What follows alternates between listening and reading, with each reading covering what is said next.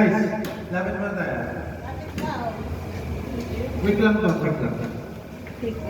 Para makakanta naman yung mga gusto. Ito, ano mo naman? Kasi maganda na yung mga Halata naman.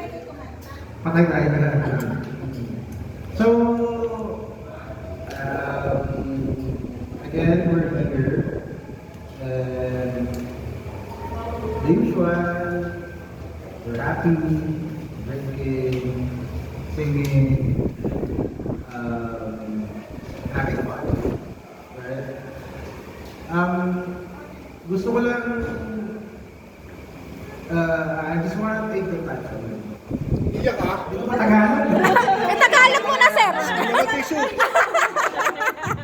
I just want to take the time para mapasalamahan ulit lahat. No? Kasi last time, hindi ako nakapagsalita. Diba? Just want to take the time again to thank everyone for all the hard work na ginagawa natin. I know marami pa tayong gustong magawa or ma-achieve or yung syempre, personal developments natin, right? I'm pretty sure everyone here doesn't really want to stay na as is. So we're working on that. Part of that, just to share, is we're looking into mga courses sa TESDA na once approved, then kung sino yung gusto mag-enroll, we will sponsor it sa open access. Just hindi naman kasi tayo pwedeng forever na ganito. Yes. Right?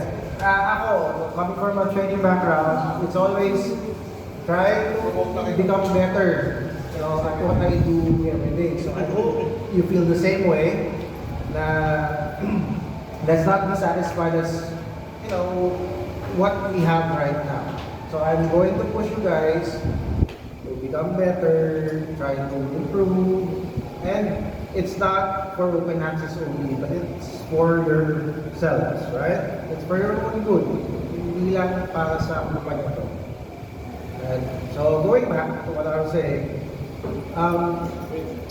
so yung mga bosses naman natin are really happy with the changes and improvements that we've done for the past couple of years. I think we've done a lot. I think we've improved a lot now. And sobrang thankful sila. And they will always say na ibang-iba na yung nangyayari ngayon. So,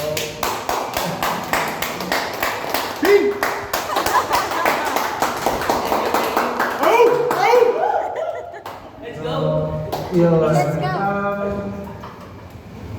Again, hindi man mag-translate lahat into monetary benefits yung mga thank you namin, but please know that we're very much grateful to what you guys are doing. Ako, I handle so many other things, no? But all I can say is iba yung impact, iba yung contribution na nagagawa natin. Diba? Kasi BPO, usually ang star dyan yung mga agents, yung mga ops managers, yung mga back offices, yung training, recruitment. But for me, tayo yung mga, or kayo, yung mga unsung heroes ng kumpanya. Diba? Imagine, may kailangan kayo sit sa cafeteria in less than an hour to fix it. May sila dito, less than an hour to fix it. We make things easy for those people who are earning money for open access. So, natin, hindi nyo dapat pinabalik. Okay?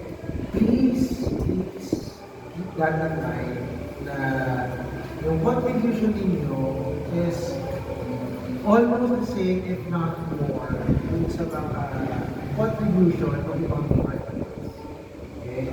And I will always stand by that. Alam naman ng mga tao doon kung gagawa ko ba pag nagalit. Wag naman, sir.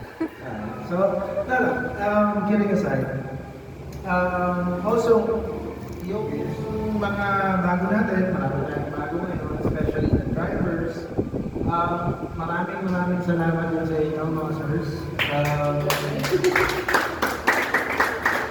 I've seen how efficient, how dedicated you are to your craft. You know? You try to contribute as much as you can, even outside of your school. So, hindi ito tipong, it doesn't go unnoticed. That's what I'm saying, right? Because at the end of the day, we always try to achieve a certain goal, and we always try to go the extra mile. Well, you know, it's the cliche, go the extra mile, pero dito kasi kitang-kita mo lahat eh. No? Kitang-kita mo lahat. Very tangible yung mga effect ng mga ginagawa nyo. Hindi siya yung tipo nag-go ng extra mile, thank you the customer. Dito, pag nag-go ka ng extra mile, may natapos, may nagawa, may na-resolve. So, iba yung extra miles na nagagawa dito. Hindi lang sa drivers, but everyone. Sorry. I don't want to single out certain people. We are, or you guys are always on top of things. I know at times I get cranky, I know at times I get pushy, I know at times I tell a lot of things na kailangan gusto, kailangan ganito, kailangan ganyan. Only because alam ko naman kaya naman. And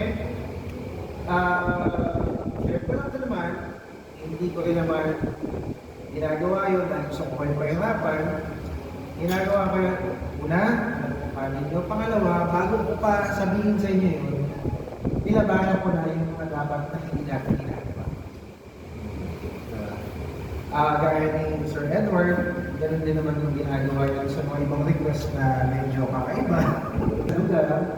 Pero, gusto ko lang rin na ma-invite ninyo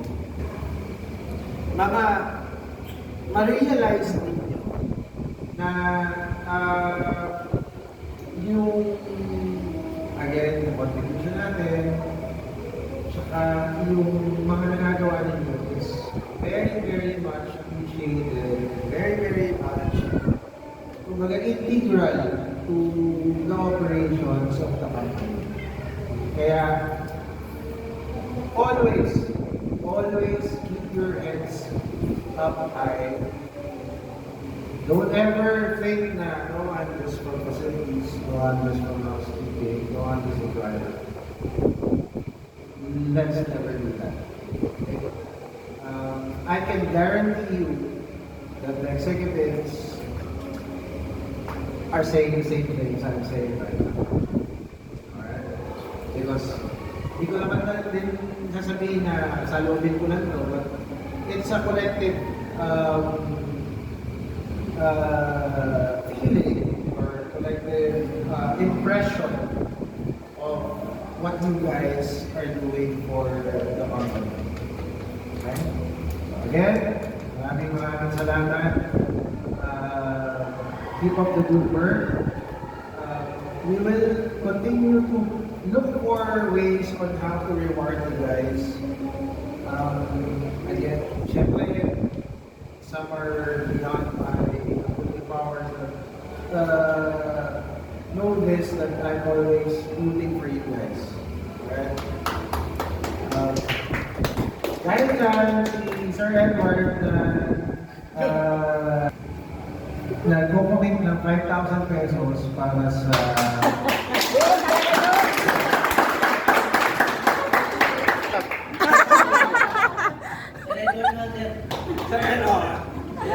Ah.